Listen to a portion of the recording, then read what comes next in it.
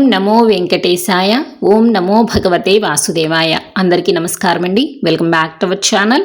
ఈరోజు ఈ వీడియోలో 2026వ సంవత్సరంలో ఆషాఢ మాసంలో అనగా జూలై 25వ తేదీ శనివారం రోజున ఎంతో విశేషమైనటువంటి పండుగ తొలి ఏకాదశి అండి. ఈ రోజున ఆ విష్ణుమూర్తికి పూజ ఏ సమయంలో చేసుకోవాలి, పూజ ఏ విధంగా చేసుకోవాలి, పాటించవలసిన నియమాలేమిటి, సమర్పించవలసిన నైవేద్యాలేమిటి, ఏకాదశి వ్రతం చేసేవారు ఉపవాసం ఎప్పుడు ప్రారంభించి ఎప్పటి వరకు ఉండాలి, పారణ సమయాలేమిటి, పాటించవలసిన నియమాలేమిటి, ఇలాంటి మరెన్నో విషయాల గురించి ఈరోజు ఈ వీడియోలో అయితే వివరంగా తెలుసుకుందామండి. వీడియో మీరు ఎక్కడా కూడా స్కిప్ చేయకుండా మొదటి నుంచి చివరి వరకు చూడటానికైతే ప్రయత్నం చేయండి. అలాగే ఈ వీడియో కనుక నచ్చినట్టయితే ఒక లైక్ చేయండి. హిందువుల తొలి పండుగ తొలి ఏకాదశి. ఈ పర్వదినంతోనే మనకి పండుగలన్నీ కూడా మొదలవుతాయండి. అంటే వరుసగా వినాయక చవితి, దసరా, దీపావళి, సంక్రాంతి ఇలా అన్ని పండుగలు కూడా ఈ పండుగ తర్వాతే మనకి మొదలవుతాయి. కాబట్టి హైందవ సంస్కృతిలో తొలి ఏకాదశికి అంతటి విశేషమైనటువంటి స్థానం అయితే ఉంది. ఈ పండుగను తొలి ఏకాదశి అని, శయన ఏకాదశి అని, హరివాసరం అని, పేలాల పండుగ అని పేర్లతో అయితే పిలుస్తూ ఉంటారు. అయితే ఈ తొలి ఏకాదశి పండుగ ఆషాఢ మాసంలో వచ్చేటువంటి ఆషాఢ శుద్ధ ఏకాదశి నాడైతే మనము జరుపుకుంటామండి. సంవత్సరానికి మనకి 24 ఏకాదశులు అయితే ఉంటాయి కదండి. కానీ ఈ ఆషాఢ మాసంలో వచ్చేటువంటి శుద్ధ ఏకాదశి ఎందుకు అంత పవిత్రమైనది అని అంటే, ఈ ఏకాదశి రోజున శ్రీ మహావిష్ణువు క్షీరసాగరంలో శేషతల్పంపై యోగ నిద్రలోకి వెళ్తాడని పురాణాలు చెబుతున్నాయి. ఈ నిద్రాకాలం 4 నెలల పాటైతే ఉంటుందండి. మరలా శ్రీ మహావిష్ణువు కార్తీక శుద్ధ ఏకాదశి నాడు తిరిగి మేల్కొంటారు. ఈ 4 నెలల కాలాన్ని చాతుర్మాస్యమని అంటారు. అంటే ఈ సమయంలో వివాహాలు కానీ, ఉపనయనాలు వంటి శుభకార్యాలు అయితే ఎక్కువగా జరిపించరండి. ఈ కాలమంతా కూడా ఆధ్యాత్మికతకు, పూజలకు, వ్రతాలకు, దాన ధర్మాలకే అత్యంత పవిత్రమైనదిగా భావిస్తారు. తొలి ఏకాదశి రోజున ఉపవాసం ఉండి విష్ణుమూర్తిని పూజించడం వల్ల సకల పాపాలు తొలగిపోయి కోరిన కోరికలు నెరవేరుతాయని, ఈ ఒక్క ఏకాదశి రోజున దీక్ష చేస్తే కోటి పుణ్యాలు లభిస్తాయనేది భక్తుల నమ్మకం. ఈ తొలి ఏకాదశి పండుగ నుంచి ఉత్తరాయణ పుణ్యకాలం పూర్తయిపోయి దక్షిణాయన పుణ్యకాలం అయితే ప్రారంభమవుతుంది. ఇంతటి విశేషమైనటువంటి ఈ తొలి ఏకాదశి పండుగ 2026వ సంవత్సరంలో స్వస్తి శ్రీ చాంద్రమాన శ్రీ పరాభవనామ సంవత్సరం దక్షిణాయనం, గ్రీష్మ ఋతువు ఆషాఢమాసం, శుక్లపక్షం ఏకాదశి తిథి ప్రారంభం జూలై 24వ తేదీ శుక్రవారం పగలు 10:08 ప్రారంభమై జూలై 25వ తేదీ శనివారం పగలు 11:55 వరకు ఏకాదశి తిథి అయితే ఉంటుందండి. మనకి హిందూ సాంప్రదాయం ప్రకారము సూర్యోదయానికి ఏ తిథి ఉందో ఆ రోజున ఆ తిథిగా మనం పరిగణిస్తాం. కాబట్టి ఏకాదశి తిథి మనకి సూర్యోదయానికి ఉన్నది జూలై 25వ తేదీ శనివారం రోజున కనుకే మనము తొలి ఏకాదశి పండుగను జూలై 25వ తేదీ శనివారం రోజునే జరుపుకోవాలండి. ఈ రోజున చాలా విశేషంగా తొలి ఏకాదశి పండుగ అయితే రావడం జరిగిందండి. విష్ణుమూర్తికి శనివారం అంటే చాలా ప్రీతికరం కదండి. అలా శనివారం రోజున తొలి ఏకాదశి పండుగ రావడం అనేది చాలా విశేషమండి. కాబట్టి ఎవరూ కూడా ఈ రోజున మిస్ కాకుండా స్వామివారికి పూజ అనేది చేసుకోండి. ఈ రోజు నక్షత్రం అనురాధ ఉదయం 6:03 వరకు అయితే ఉంటుంది. తదుపరి జ్యేష్ఠ అయితే ప్రారంభమవుతుంది. ఈ రోజున పూజ చేసుకోవడానికి శుభ సమయాలు. ఈ రోజున బ్రహ్మముహూర్తం ఉదయం 4:16 నుంచి ఉదయం 4:57 వరకు బ్రహ్మముహూర్తం అండి. అభిజిత్ ముహూర్తం మధ్యాహ్నం 12 గంటల నుంచి 12:55 వరకు. అలాగే పూజా సమయము ఉదయం 7:21 నుంచి ఉదయం 9:03 లోపల శుభ సమయం ఉందండి. అలాగే సాయంకాల పూజా సమయాలు సాయంత్రం 7:17 నుంచి రాత్రి 8:19 వరకు శుభ సమయం ఉంది. తొలి ఏకాదశి పండుగ రోజున ముఖ్యంగా ఆచరించవలసింది ఉపవాసం, జాగరణ. ఉపవాసం ఎప్పటి నుంచి ఎప్పటి వరకు ఉండాలి, జాగరణ ఏ రోజున చేయాలి, అలాగే ఉపవాసం ఏ సమయానికి విరమించాలో ఇప్పుడైతే తెలుసుకుందామండి.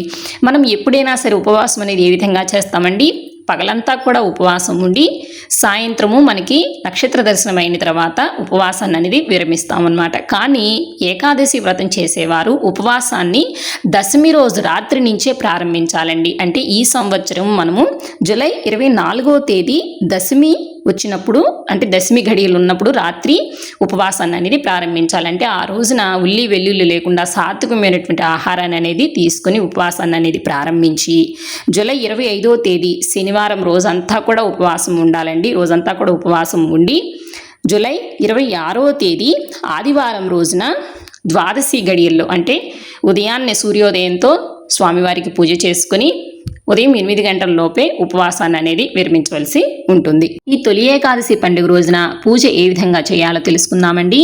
ఈ తొలి ఏకాదశి పండుగ రోజున తెల్లవారుజామున నిద్రలేచి చక్కగా ఇంటినంతా కూడా శుభ్రం చేసుకుని, పూజ గదిని కూడా శుభ్రం చేసుకుని, తలస్నానం చేసి శుభ్రమైన లేదా పసుపు రంగు వస్త్రాలను ధరించాలండి. ఈ రోజున లక్ష్మీనారాయణుల పటాన్ని కానీ లేదా వెంకటేశ్వర స్వామి వారి పటాన్ని కానీ పెట్టుకుని పూజ అయితే చేసుకోవచ్చు. పటాన్ని శుభ్రం చేసుకొని గంధము కుంకుమ బొట్లతో చక్కగా అలంకరించుకొని, అలాగే ఈ రోజున తొలి ఏకాదశి పండుగ మనకి తొలి పండుగ కాబట్టి ఇంటి గుమ్మానికి చక్కగా మామిడి తోరణాలు అనేది కట్టుకోవాలి. అలాగే పూజా మందిరంలో వెండి ప్రమిదల్లో ఆవు నెయ్యి పోసి 3 ఒత్తులను విడిగా వేసి దీపాన్ని అనేది వెలిగించుకోవాలి.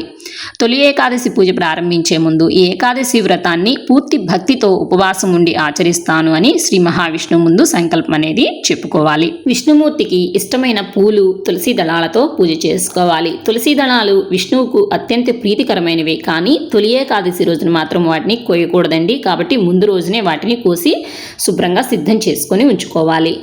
ఓం నమో నారాయణాయ లేదా ఓం నమో భగవతే వాసుదేవాయ అనే మంత్రాలను జపిస్తూ తులసి దళాలతో స్వామివారికి పూజ చేసుకోవాలి. అలాగే ఈ రోజున విష్ణు సహస్రనామ పారాయణం చేస్తే విశేషమైనటువంటి ఫలితాలు అనేవి కలుగుతాయి. ఈ రోజున విష్ణుమూర్తికి ఇష్టమైనటువంటి పండ్లు, స్వీట్లు, ముఖ్యంగా పచ్చకర్పూరం కలిపినటువంటి తీపి పదార్థాలని నైవేద్యంగా సమర్పించాలండి. అలాగే ఈ రోజున ముఖ్యంగా నైవేద్యంగా సమర్పించవలసినది పేలాల పిండి అండి. ఈ పేలాల పిండిని మొక్కజొన్న పేలాలతో కూడా చేస్తారు, అలాగే జొన్న పేలాలతో కూడా చేస్తూ ఉంటారండి. ఈ పేలాలను మెత్తగా పొడిగా దంచి అందులో నూరిన బెల్లాన్ని అయితే కలిపి నైవేద్యంగా అయితే సమర్పించాలి. అనంతరం ధూపదీప నైవేద్యాలను సమర్పించిన తర్వాత కర్పూర హారతిని ఇవ్వాలి.